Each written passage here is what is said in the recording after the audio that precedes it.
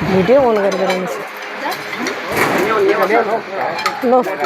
मिठो तिता कस्तो भयो खानुहोस् है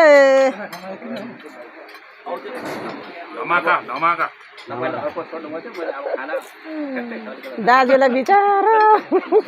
केही नखानु भगवानै रहेछ दाजु त केही नखानु हुने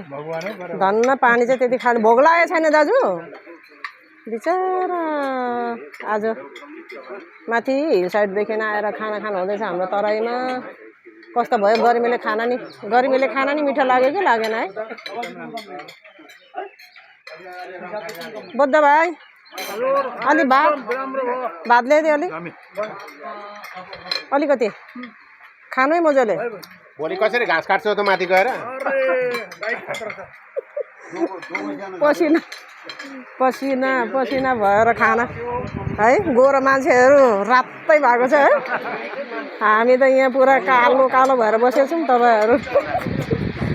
मिठो लागेन खाना यहाँ अलि भात हालिदिनु ल मिठो तितो जस्तो छ त्यस्तो खानुहोस् है तपाईँ त रातै हुनुभयो त अनि आमा गर्मीले हेर पसिना झरेको यहाँ भाइलाई अलिकति भात हालिदिउँ लिनु नि अलिकति